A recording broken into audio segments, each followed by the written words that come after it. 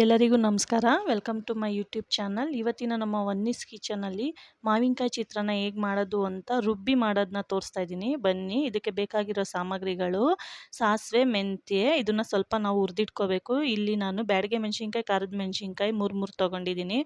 ಕಾಯಿ ತುರಿ, ಮಾವಿನಕಾಯಿ ತುರಿ, ಎಣ್ಣೆ, ಕಡಲೆ ಬೀಜ, ಉಪ್ಪು, ಕರ್ಬೇವಿನ ಸೊಪ್ಪು ಮತ್ತು ಕಡಲೆಬೇಳೆ, ಉದ್ದಿನಬೇಳೆ. ಈಗ ಹೇಗೆ ಮಾಡೋದು ಅಂತ ನೋಡೋಣ ಬನ್ನಿ. ಒಂದು ಪ್ಯಾನ್ ಇಟ್ಕೊಳ್ಳೋಣ. ಪ್ಯಾನ್ನ ಇಟ್ಕೊಂಡಾದ್ಮೇಲೆ ಪ್ಯಾನ್ ಸ್ವಲ್ಪ ಬಿಸಿ ಬರಲಿ. ಬಿಸಿ ಬಂದಾದಮೇಲೆ ನಾನು ಮೆಂತ್ಯ ಮತ್ತು ಸಾಸಿವೆನ ಹುರ್ಕೋತಾ ಇದ್ದೀನಿ. ಅದು ಸ್ವಲ್ಪ ಕಂದು ಬಣ್ಣ ಬರೋವರೆಗೂ ನಾವು ಹುರ್ಕೊಳ್ಳೋಣ. ನಿಮಗೆ ಘಮ ಗೊತ್ತಾಗುತ್ತೆ, ಮೆಂತ್ಯ ಸ್ಮೆಲ್ ಬರುತ್ತೆ. ಆವಾಗ ನಾವು ಇದನ್ನು ಎತ್ತಿಟ್ಕೊಳ್ಳೋಣ. ಈಗ ನಾನು ಇದೇ ಪ್ಯಾನ್ಗೆ ಮೆಣಸಿನ್ಕಾಯಿಗಳು ಏನು ತೊಗೊಂಡಿದ್ದೀನಿ, ಖಾರದ ಮೆಣಸಿನ್ಕಾಯಿ, ಬ್ಯಾಡಗೆ ಮೆಣಸಿನ್ಕಾಯಿ, ಅದನ್ನು ಸ್ವಲ್ಪ ಬೆಚ್ಚಗೆ ಮಾಡ್ಕೊತೀನಿ. ಬೆಚ್ಚಗೆ ಮಾಡಾದಮೇಲೆ ಇದನ್ನು ಮತ್ತು ಮೆಂತ್ಯ ಮತ್ತು ಸಾಸಿವೆ ಏನು ಇಟ್ಕೊಂಡಿದ್ದೀನಿ ಅದನ್ನು ರುಬ್ಕೊಳ್ಳೋಣ. ಅದಕ್ಕೆ ನಾನು 1 ಕಪ್ಪು ಮಾವಿನಕಾಯಿ ತುರಿನ ಹಾಕ್ತಾಯಿದ್ದೀನಿ. ಸೊ ಇವಾಗ ಇದನ್ನು ಗ್ರೈಂಡ್ ಮಾಡೋಣ. ಗ್ರೈಂಡ್ ಮಾಡಿದ ನಂತರ ಇದಕ್ಕೆ ನಾನು ಕಾಯಿ ತುರಿ ಕೂಡ ಆ್ಯಡ್ ಮಾಡ್ಕೊತಾ ಇದ್ದೀನಿ. ಕಾಯಿ ತುರಿನೂ ಕೂಡ ತರಿಯಾಗಿ ರುಬ್ಕೊಳ್ಳೋಣ. ನಾನು ಇಲ್ಲಿ ರುಬ್ಕೊಂಡಾದ್ಮೇಲೆ ಇದಕ್ಕೆ ಒಂಚೂರು ಕರ್ಬೇವಿನ ಸೊಪ್ಪು ಕೂಡ ನಾನು ಆ್ಯಡ್ ಮಾಡ್ತೀನಿ, ಮರ್ತೋಗಿದ್ದೆ. ಸೊ ಇವಾಗ ಆ್ಯಡ್ ಮಾಡ್ತಾ ಇದ್ದೀನಿ. ಈಗ ಇದನ್ನು ರುಬ್ಕೊಂಡಾದ್ಮೇಲೆ ಪ್ಯಾನ್ಗೆ ಮತ್ತೆ ನಾನು ಎಣ್ಣೆ ಹಾಕೊತಾ ಇದ್ದೀನಿ. ಎಣ್ಣೆ ಹಾಕೊತಾ ಇದ್ದೀನಿ ಅಂದರೆ ಕಡಲೆ ಬೀಜನ ಸ್ವಲ್ಪ ಎಣ್ಣೆಲೆ ಫ್ರೈ ಮಾಡ್ಕೊಳ್ಳೋಣ ಅಂದ್ಬಿಟ್ಟು ನಾನು ಎಣ್ಣೆ ಹಾಕೊತಾ ಇದ್ದೀನಿ. ಇದೊಂದು 5-6 ಸ್ಪೂನ್ ಎಣ್ಣೆ ತೊಗೊಂಡಿದ್ದೀನಿ. ಅದು ಸ್ವಲ್ಪ ಕಾಯ್ಲಿ. ಕಾದ ನಂತರ ಇದಕ್ಕೆ ನಾನು ಕಡಲೆ ಬೀಜನ ಆ್ಯಡ್ ಮಾಡ್ಕೊತೀನಿ.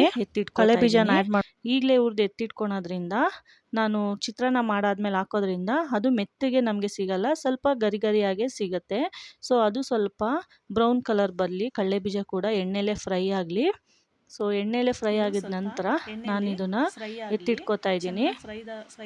ನೋಡ್ಬೋದು ನೀವು ಎತ್ತಿಟ್ಕೋತಾ ಇದ್ದೀನಿ ನಾನು.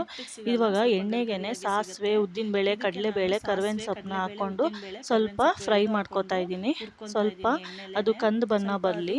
ಕಡಲೆಬೇಳೆ, ಉದ್ದಿನಬೇಳೆ ಎಲ್ಲ ಕಂದು ಬಂದಾದ್ಮೇಲೆ ಇದಕ್ಕೆ ನಾನು ರುಬ್ಬಿಟ್ಕೊಂಡಂಥ ಮಸಾಲೆ ಏನು ನಾನು ರುಬ್ಬಿಟ್ಕೊಂಡಿದ್ನಲ್ಲ, ಕಾಯಿ ತುರಿ, ಮಾವಿನಕಾಯಿ ತುರಿ, ಮೆಣಸಿನ್ಕಾಯಿ ಎಲ್ಲ ಅದನ್ನು ಹಾಕೊತಾ ಇದ್ದೀನಿ. ಎಣ್ಣೆಲೆ ಸ್ವಲ್ಪ ಬಾರಿಸೋಣ. ಅದು ಎಣ್ಣೆ ಅಬ್ಸರ್ವ್ ಮಾಡಬೇಕು. ನಾವು ಏನು ರುಬ್ಬಿಟ್ಕೊಂಡಿದ್ದೀವಲ್ಲ ಆ ಮಿಶ್ರಣ ಎಣ್ಣೆಲೇ ಅಬ್ಸರ್ವ್ ಮಾಡಿ ಅದು ಸ್ವಲ್ಪ ಎಣ್ಣೆನ ಹೀರ್ಕೋಬೇಕು. ಆವಾಗ ಅದು ತುಂಬ ಚೆನ್ನಾಗಿ ರುಚಿ ಸಿಗುತ್ತೆ ನಮಗೆ. ನೀವೊಮ್ಮೆ ಮನೇಲಿ ಟ್ರೈ ಮಾಡಿ ನೋಡಿ ವೀಕ್ಷಕರೇ, ತುಂಬಾ ಚೆನ್ನಾಗಿರುತ್ತೆ. ಮತ್ತೆ ಮಾಡಬೇಕು ಕೂಡ ಅಂತ ಅನಿಸುತ್ತೆ. ಇವಾಗ ನಾನು ರುಚಿಗೆ ತಕ್ಕಷ್ಟು ಉಪ್ಪು ಹಾಕೊತಾ ಇದ್ದೀನಿ. ತುಂಬ ನೋಡ್ತಾ ಇರ್ಬೋದು ನೀವು, ಎಣ್ಣೆ ಆಗ್ಲೇ ಅದಕ್ಕೆ ಅಬ್ಸರ್ವ್ ಆಗ್ತಾ ಇದೆ, ಹೀರ್ಕೋತಾ ಇದೆ ಎಣ್ಣೆ. ಸೊ ತುಂಬಾ ಚೆನ್ನಾಗಿ ಬರುತ್ತೆ. ಇದಕ್ಕೆ ಸ್ವಲ್ಪ ನಾನು ಅರಿಶಿನ ಪುಡಿ ಕೂಡ ಆ್ಯಡ್ ಮಾಡ್ತಾ ಇದ್ದೀನಿ. ಚಿತ್ರಾನ್ನ ಅಲ್ವಾ, ಸೊ ಅರಿಶಿನ ಪುಡಿ ಇದ್ದಷ್ಟು ಚೆನ್ನಾಗಿರುತ್ತೆ. ಸೊ ನಿಮಗೆ ಈ ರೆಸಿಪಿ ನಿಮಗೆ ಇಷ್ಟ ಆಗಿದ್ದಲ್ಲಿ ನನಗೆ ಲೈಕ್, ಶೇರ್, ಕಮೆಂಟ್ ಹಾಗೂ ಪಕ್ಕದಲ್ಲಿ ಕಾಣೋ ಬೆಲ್ ಐಕನ್ನ ಕ್ಲಿಕ್ ಮಾಡ್ದಲೇ ಮರಿಬೇಡಿ. ತುಂಬ ಚೆನ್ನಾಗಿರುತ್ತೆ. ಟೇಸ್ಟ್ ಮಾಡಿ ಹೇಳಿ ನನಗೆ. ಕಮೆಂಟ್ ಬಾಕ್ಸಲ್ಲಿ ಕಮೆಂಟ್ ಮೂಲಕ ತಿಳಿಸಿ ಹೇಗೆ ಬಂದಿತ್ತು ಅಂತ.